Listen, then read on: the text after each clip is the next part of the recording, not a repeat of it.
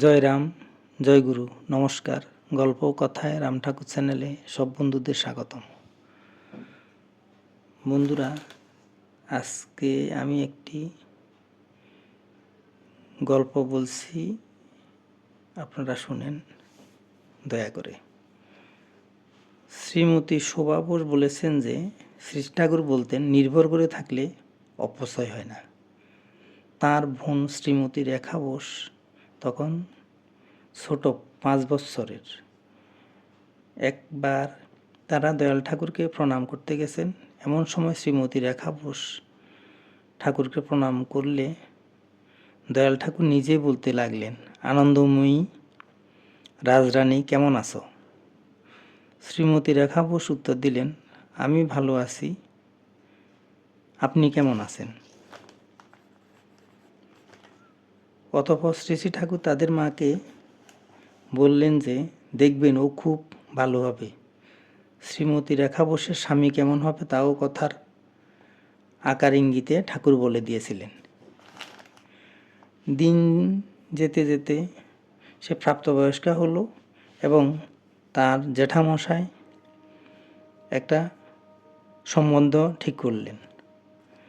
এরপর শোভা বোস সরকারি কর্মসূত্রে আগরতলায় ছিলেন।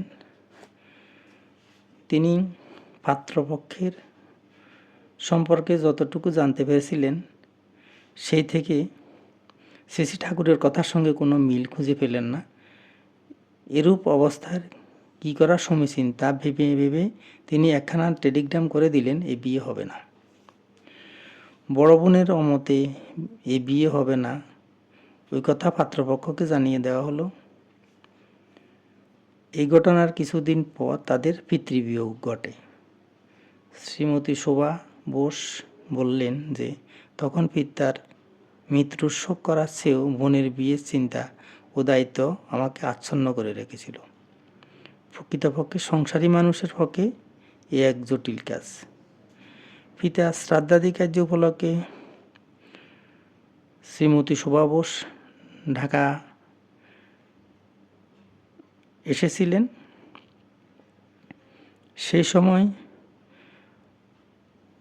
পুনরায় আত্মীয় পরিজনদের মধ্যে রেখা বোসের বিয়ের প্রসঙ্গে কথা উঠেছিল। সেখানে অনেকে বলা বলি করছিলেন, নিজে তো বিয়ে করেননি, অতএব। তাকে লক্ষ্য করে অনেকে বিভিন্নভাবে বেশ সমালোচনা করেছিলেন, এই বলে যে নিজে অবিবাহিত, এখন বোনটার কী হবে, নতুবা পূর্বের সম্বন্ধটা দেখা যাক।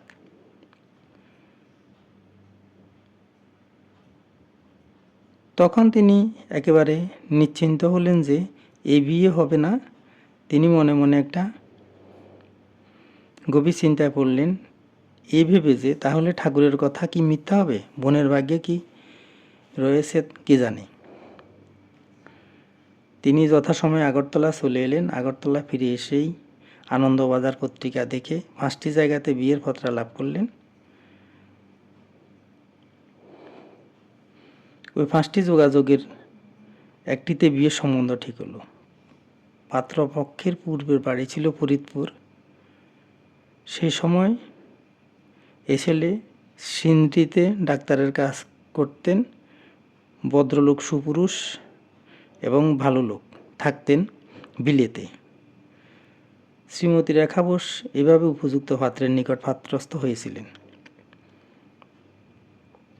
এদিকে শ্রীমতী শোভা বোসের সরল প্রাণে একটা চিন্তা ছিল, এই যে নিজের বোনের জন্য তিনি উপযুক্ত পাত্রের ব্যবস্থা করলেন, কিন্তু অন্যদিকে তার জ্যাঠা যে পাত্রের সঙ্গে তার বোনের বিয়ে ঠিক করেছিলেন, সেই পাত্রটির উপযুক্ত স্থানে বিয়ে সম্বন্ধ ঠিক হয়েছে না শোনা পর্যন্ত তিনি নিজে শান্তি পাচ্ছিলেন না। শোভা বোসের এক বান্ধবীর বোন ছিল।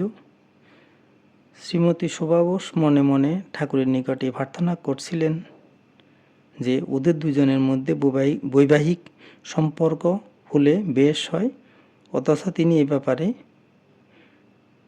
বলার কি, তাই তিনি সময়ের অপেক্ষাতে ছিলেন। এরপরে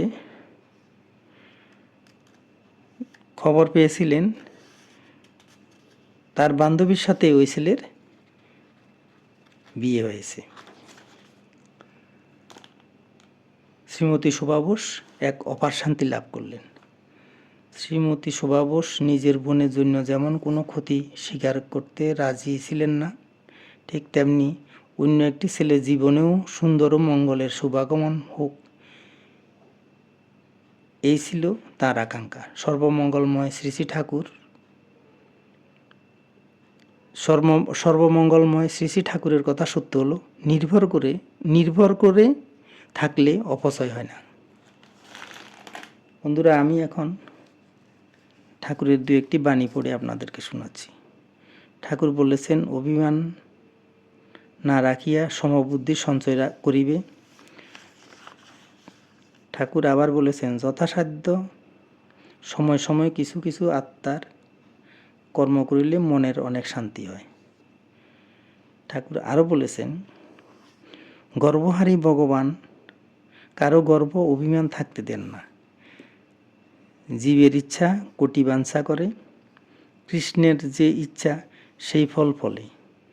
এই মহাজনের বাক্য ইয়া অভ্রান্ত বেদবাণী এক। বন্ধুরা, আজ এ পর্যন্তই। আগামী দিন আবার শ্রী শ্রী ঠাকুর সম্পর্কে গল্প বাণী নিয়ে আপনাদের সাথে থাকব।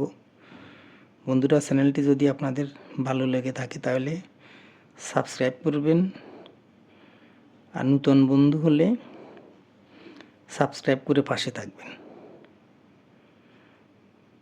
লাইক, শেয়ার, কমেন্ট করবেন বেশি বেশি করে।